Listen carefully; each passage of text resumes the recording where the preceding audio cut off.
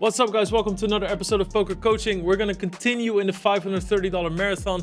Every single hand revealed, every decision scrutinized. Let's jump straight into it.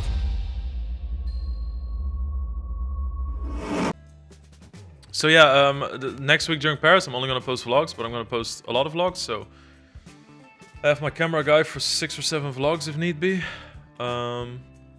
But no regular uploads. But then the moment I'm back, or up until the moment I leave, the uploads are there. So you can expect a full week of regular uploads.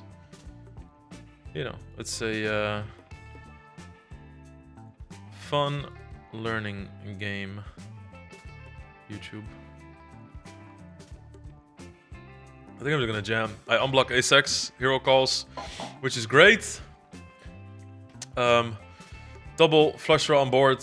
If I'm gonna find value hands to check raise all in with, I think that pocket threes or a hand like king 9 is the way to go. Alright guys, let's get right into this hand. So how do you think about raising here pre-flop? Do you think about this at all, or is this just like pure call for you? How are you thinking about it? No, I can still raise. I mean, probably like in part of the suited block, it comes a little bit from the block that you mentioned earlier with the 3 bets, like the 10 deuce, 9 deuce, 9-4, 10-4, 10-3, maybe jack deuce in there, something like that. Possibly some like lower suited one gapper, and I think my middle pairs limp call, and then like maybe some of my deuces and threes raise. Yeah, I mean obviously from all the linear value stuff, obviously the ace 10 suited or whatever. Yeah, so this hand should raise more than deuces, I think, but it still calls a lot, like it still limps a lot, so it's like it's an option to raise, I think. Okay. But then we get isolated again, and we call, which I think is very reasonable. Are you thinking about limp pre-raising at all, or are you just like never thinking about that? Not really with this hand.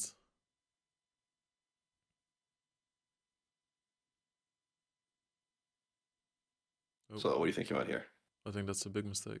Cool, me too. His hand doesn't get to fold at all.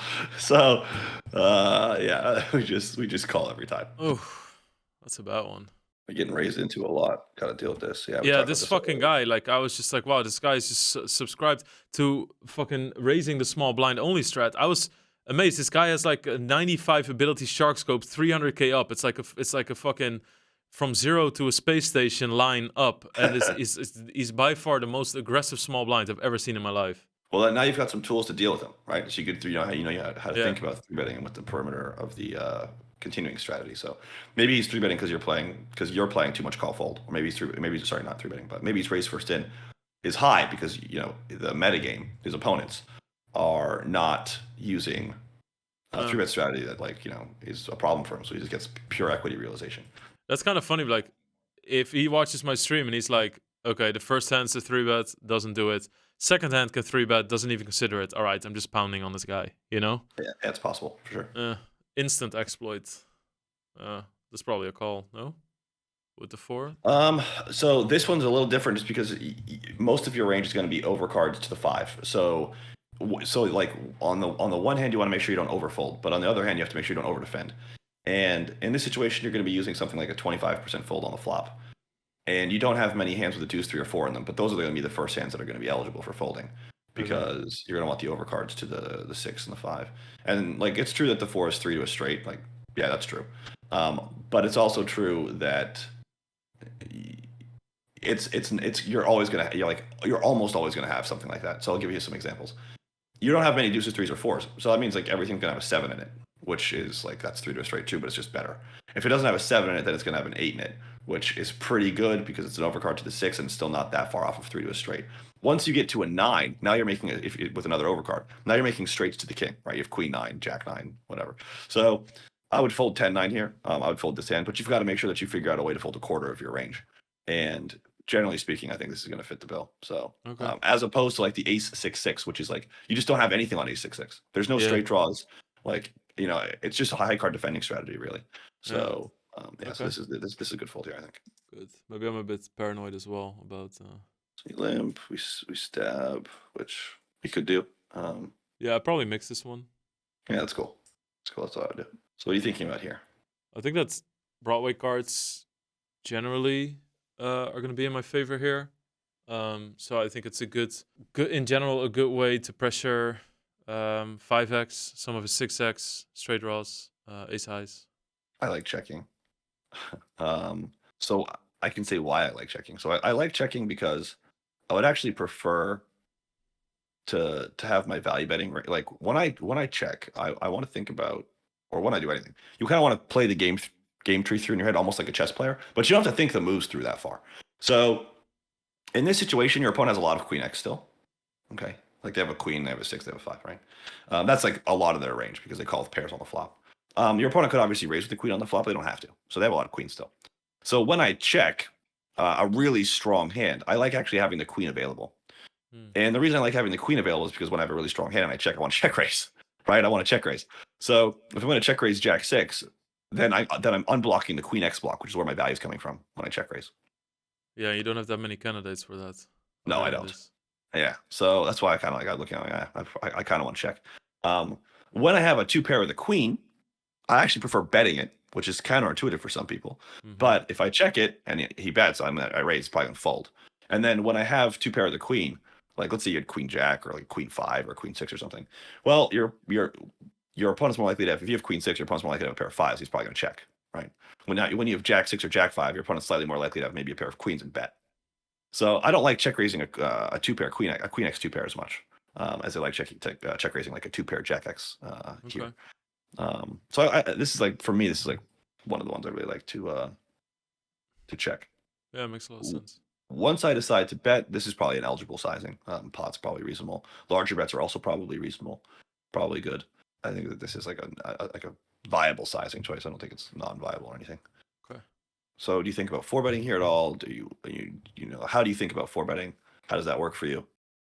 Probably. I mean, I like at 40 big blind. Well, it's not 40 big blinds, right? It's like 47 big blinds. I don't really at this stage of the tournament non-all-in 4-bet a whole lot when it's sub 50 big blinds, unless it's in like some absurd position like under the gun, versus a small blind 3-bet or something. I think it's a little bit different, but I think at this stage, I'm just jamming my bluffs. I shove like deuces, threes, some of the ace 5, ace 4 suited block. Yeah, cool. Yeah, you're right. Like that's how it works. Like you're not gonna want to 4-bet non all in here. It's just like way too much. Yeah. So right. yeah. You're like everything you said is correct. So we're good. Out of position bets half pot. We have pretty much one option hand, I think. So we call. Okay, we have a 1 option hand. We lose. Oh, we split. We got bailed out. All right. So how are you thinking about this in general? I think it's a spot I'm gonna have to check a lot. I think that in this specific spot, I think that the button defends a lot of ace-x versus us. So therefore, we want to check a lot, I think. Yeah, so these situations are just generally speaking majority checks, right? So like that's kind of all I was looking for. And we check call, which is good. Check, which I think is pretty standard. And we face the barrel. Now, what are you thinking about here? I think I'm gonna. I mean, I might check raise some of my clubs, but I'm also just gonna defend some club hands versus his bet sizing on the flop. I unblock his ace-x, like you discussed with the queen. I think I jam here because I just I feel like it's hard for me to get value on some rivers. I'm out of position. I can get counterfeited. I unblock his ace-x hero calls. I block some of his really strong value. So I just figured that check raising all in could be a cool balance play for when I have like queen jack of clubs. Yeah, this is the line for sure. The only everything you said is right. Like we unblock the ace-x component. Like this is actually very similar to what we just talked about in the last with jack 6. Same kind of ideas in play to some extent.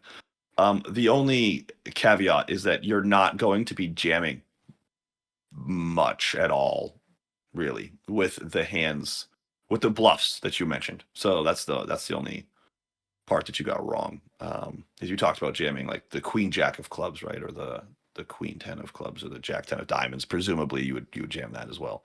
Because they have high card showdown value versus lower draws like 5, 6 of diamonds or something. Yeah, those ones will tend to call. You'll tend to jam crappier flush draws. You'll just be like, oh, I have 10-7 of diamonds. I'm like, I don't like you very much. So So I'm all in. And you'll do the same. Now, you can do it with like the low end combo draw. So 5-4 of clubs would be like a way to do it. 5-4 of diamonds would be a way to do it. You're not going to have 4 deuce of diamonds or clubs. You can't do it with those ones. But those low end ones that don't have showdown value at all, that don't have, yeah, those ones make more sense. Like the low card ones will find their way in there. But outside of the low card ones, you're going to see like the 10-8s, the 10-7s, the 10-6s. Like those ones will be probably some of the higher frequency check jams here. I say that the 10s specifically. I think that the jacks maybe as well. But specifically, I'm not saying the queen high ones at all, really. Yeah. Okay. And that's because your opponent doesn't have ace queen. So like, you got to think about what he's barreling, right? So he flatted pre-flop, right, with like 40 bigs. He's mostly got ace jack and ace 10. So that's like when you think about where his value bets are coming from. His value betting range is like really dense ace jack and ace 10. So you're going to see a lot of the like 10 high flush draws being the ones you want to check jam the most, I think. Yeah. That's cool. That makes a lot of sense. Yeah. And then we get to fold out some of his like jack high flush draws as well, right? Like he might barrel here with like jack 8 of diamonds and you have 10-7 of diamonds and you just stick it in his eye and you just destroy. Like if he has, he dominates you, right? And so like the low end flush draws that can fold out the higher end flush draws that have great equity against them. Your queen jack of diamonds dominates his flush draws. Yeah. Right. Your queen 10 of diamonds dominates his flush draws. So yeah.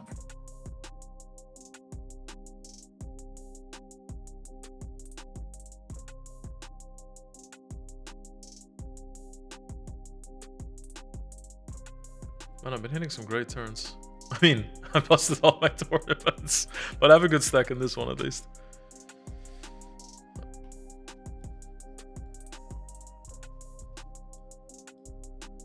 There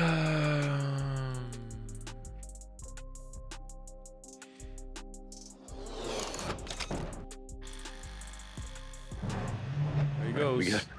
We catch another raise. So we know how to deal with this, and we know this isn't it, so we just call. Yeah. And we catch like the gin flop. So of course we check raise all in. It was 2-bet all in position, I guess. So we catch a 3x, which is pretty interesting. This guy's using some variable sizing choices. Is this getting close to the money, or is he just mixing it up? No, this is the start of the tournament. Like this very start. It's just this tournament always starts short-handed, like 5-6 handed, and then it goes to 8. 2 tables of 4, that sort of shit. Yeah. Okay. So he's just causing us problems. Bye. So what do you think about this? How do you think about this flop situation here? Do you think it's close? Do you not think it's close? I just don't think this is close at all. It's pretty close. It's pretty close. Yeah, I just figured like to give you an honest, like blatant answer. Like I'm not even close to considering calling. Yeah. Yeah, I mean, I think it's probably a mix of like, if you were to test this later, I think you'd probably find out that like this hand's a mix. Obviously the club variation's pure, it's pretty easy. The pure folds come from like the king 7 suited, the ace 6 suited, the ace 7 suited, etc. And like this hand's a hand that you fold sometimes and call sometimes. I don't think this is I think it's worth 0. So like it's kind of whatever. Just close. So are you folding at all here pre-flop, or how do you think about this one? I think that's generally when the small blind defends in a multi-way pot, it becomes multi-way. When the small blind defends, I think that my defending range in the big blind is very wide because I'll have positional advantage on one of the 2 players in the hand the rest of the way. So I'd go pretty wide here. Okay, so yeah, that's exactly right. That is 100% accurate, and that's true no matter what the positions are.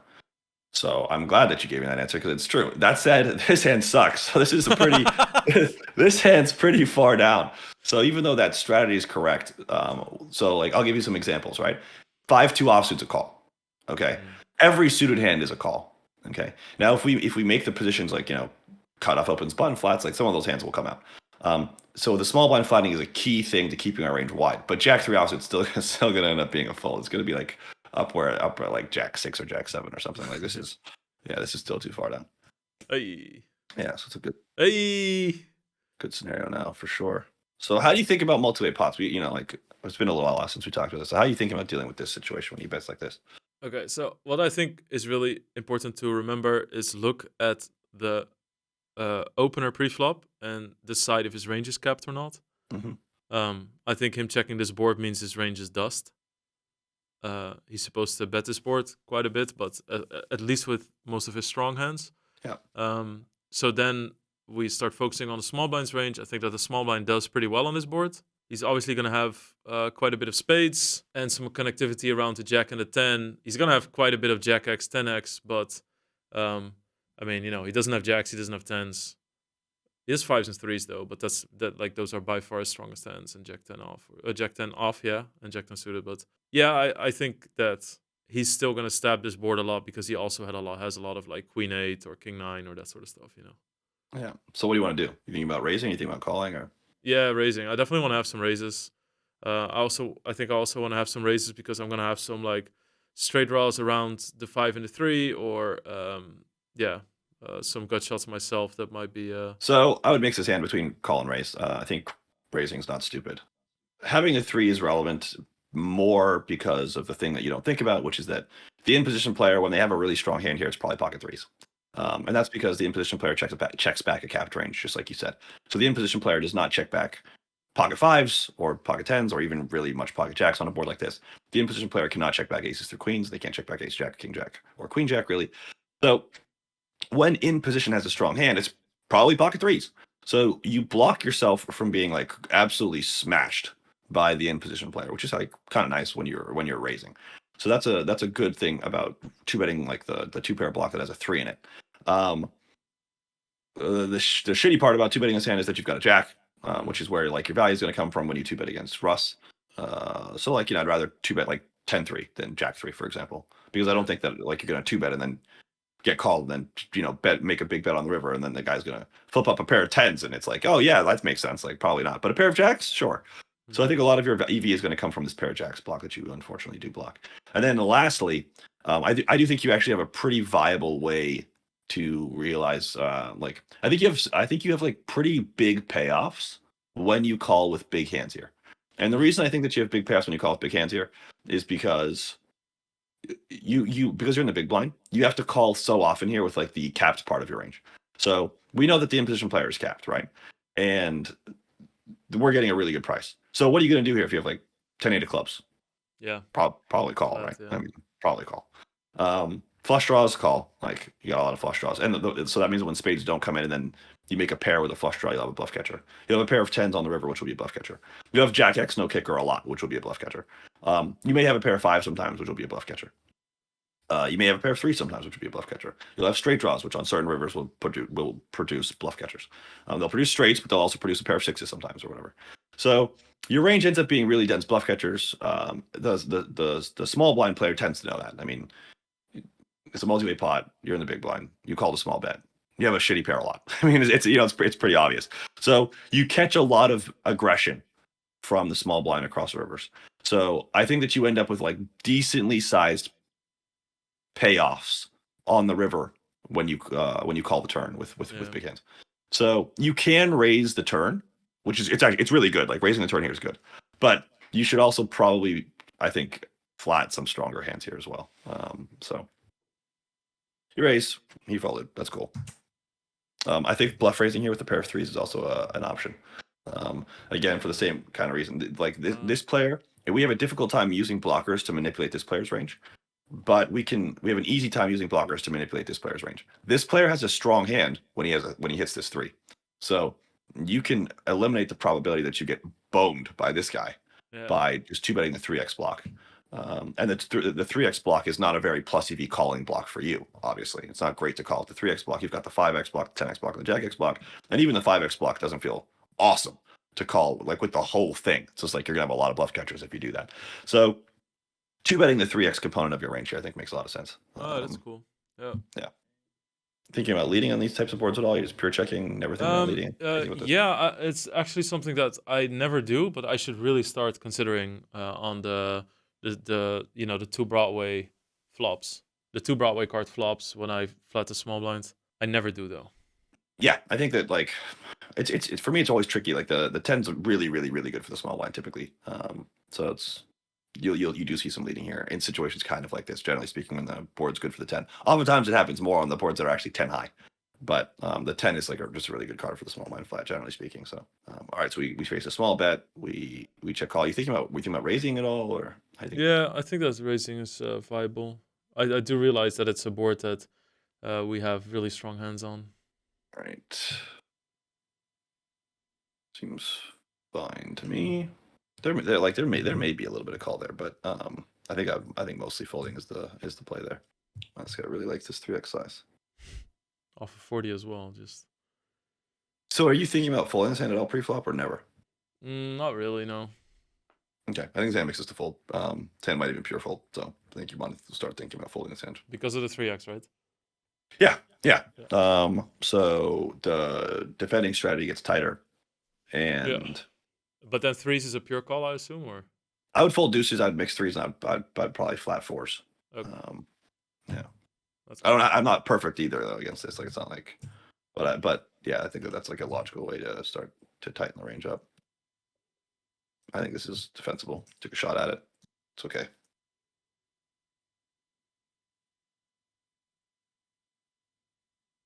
Hey, running like God against that guy. Yeah, this is totally legit though as far as answers go by you. Yeah.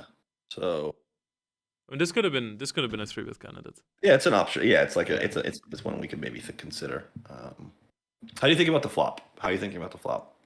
Okay, so I think that actually a lot of his hands that connect with the 10 and the 7 are gonna be limp calls quite a bit, like his 10-9s, 8-9s, Yeah. 7-8s, 7-8 mixes, I guess, but they're gonna be limp calls. So I feel that when he raises, he's gonna be more polar, which obviously doesn't hit this board. So it's probably a good board for me to stab on quite frequently. Yeah, you have good suits for stabbing too. It's just like Yeah. I would use a reverse hierarchy for bluffing the ace-x component of your range. Like this player is like I wouldn't. It's really tough. I think when he raises big pre-flop and then you call, like when you're betting ace highs, like it's kind of like a bluff. So it's what I'm trying for people watching. It's like, what the hell is this guy talking about? I'm trying to decide if I'm value betting my ace highs, and then if I'm value betting them, I want to bet like ace queen first and then ace jack second, or if I'm bluffing with them. And if I'm bluffing with them, then I want to bet ace 3 first and ace 4 second. Mm-hmm. I think with the worst ones, I'm definitely like I think it's not obvious to me that they're all value bets. So I think I'd be betting more with like ace 3, and then ace 4, and then ace 5, and then ace 6. So I guess this is probably like goes in the checking department. The reason I'm kind of hesitant to say that is only because of the suits. Like you've got really good suits. You basically block 2 backdoor flush draws for the stab. So I'd heavily consider betting, but I think that I'd probably check this and just stay in my lane and just kind of stick with my ace 3 and my ace 4. Mm-hmm. So we checked and continue checking, which I think is reasonable. Flip our hand face up and split. Okay, fine. So were you thinking about raising it all pre-flop here? Are you always limping this? How do you think about it? I think that once we're deeper, that I can definitely raise, but I can still make it like whatever, like 3 big blinds with this hand as well. And then when you limp called, was this a close decision for you? Do you snap? How are you thinking about this? Snap, yeah. Yeah, cool. Yeah, this is just like really clean. So I make sure that we're not. Yeah, of course. Thinking it was close to a fold. So what are you thinking about here? I'm thinking you're probably gonna tell me it's a defense, but I don't. Yeah, I think this is pure call. Yeah, I really struggle with these hands. I think I just kind of like.